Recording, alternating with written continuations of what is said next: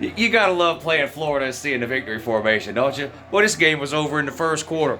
Georgia was up 28-3 at halftime, wins the game 42-20, and that's without even showing up at all in the third quarter. I don't know what the third quarter was about. Georgia completely disappeared offensively and defensively in the third quarter.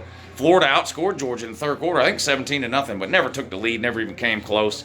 Georgia wins, beats Florida 42-20, and my boy, my man's in them, Sunbelt Billy, is now 1-4 in the SEC. Florida's worst start in SEC play since 1979.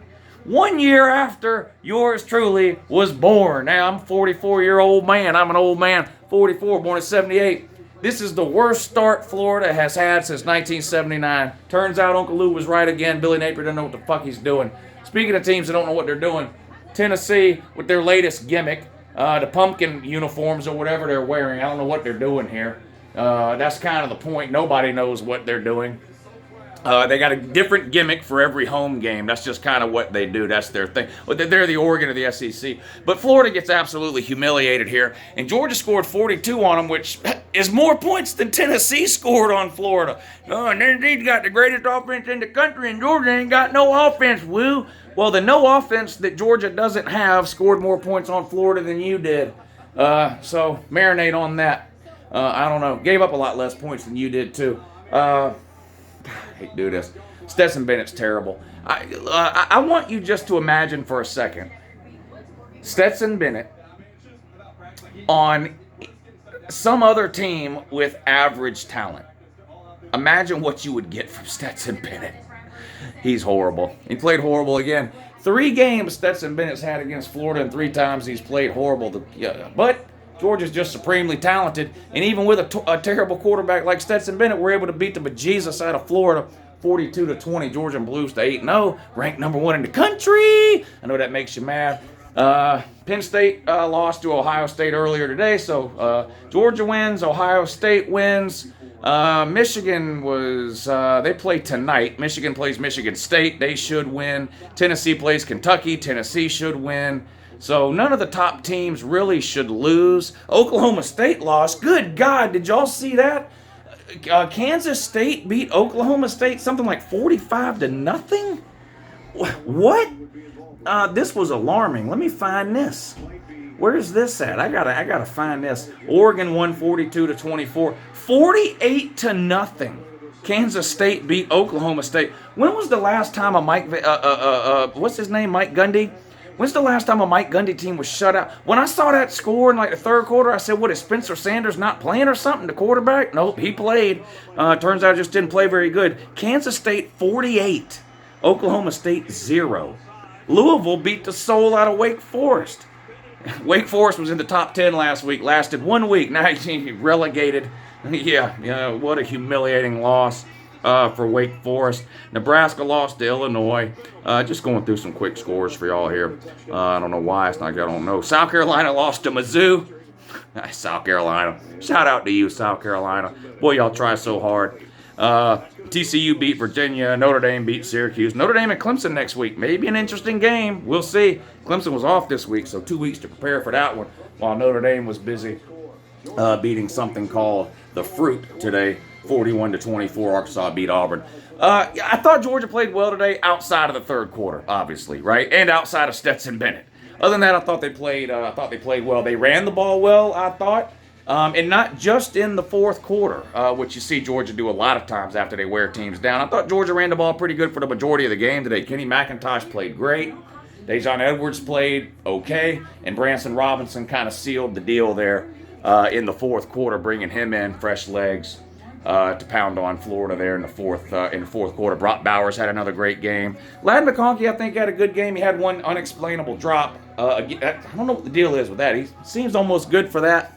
At least once a game now. Just dropping one pass almost once a game. Weird.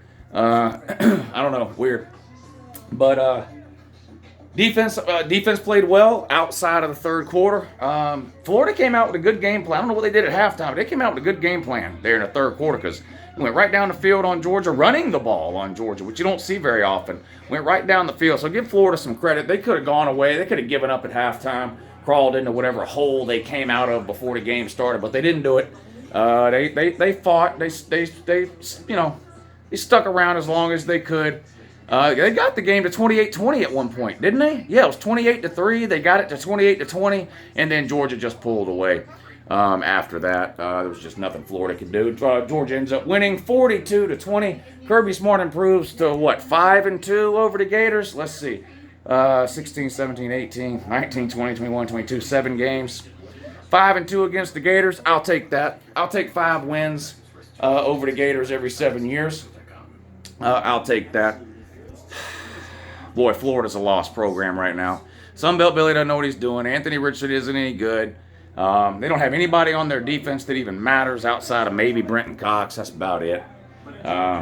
Just a horrendous team. Georgia went out and did what they were supposed to, beat them 42-20. Look, that's more points than I thought Florida would score. I thought they'd score 10. They scored 20. Georgia also scored more than I thought they would, though. I had the score 38-10. Ended up being 42-20. Hard to believe Tennessee, the greatest offense in the history of history, only scored 38 points on that Florida team. Had to struggle to beat them.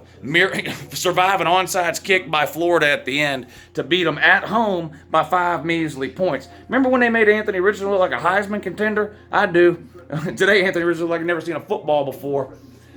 Yeah. So, I don't know. Georgia and Tennessee only have one common opponent. It's Florida. Georgia scored more on Florida than Tennessee did and gave up a lot less. It is what it is. Not a surprise to me. Georgia's just a way better team. Anyway, shout out to the Florida man. See you again next year, I guess.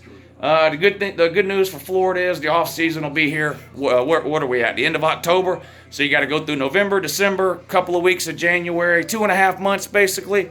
2.5 months will be in the offseason. You guys can come back out and start talking about how good you're going to be next year like you always do. Sunbelt Billy, year 2, watch out, here we go, blah, blah, blah, on and on and on. You'll have middle of January through the beginning of September to do that same song and dance that you've been doing year in and year out for no fucking reason. Going on 14, 15 years now.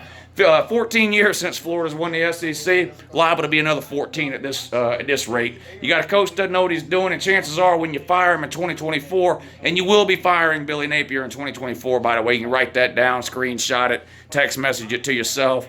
Do like that movie Memento, get it tattooed on your chest backwards so that when you look in the mirror, you're able to read it. Do whatever you need to do. But you'll be firing Sunbelt Billy. In 2024, you'll go out and hire some other disaster of a head coach, and you'll just continue this rinse and repeat cycle of mediocrity that you've been stuck in for the last decade and a half. Have a great day.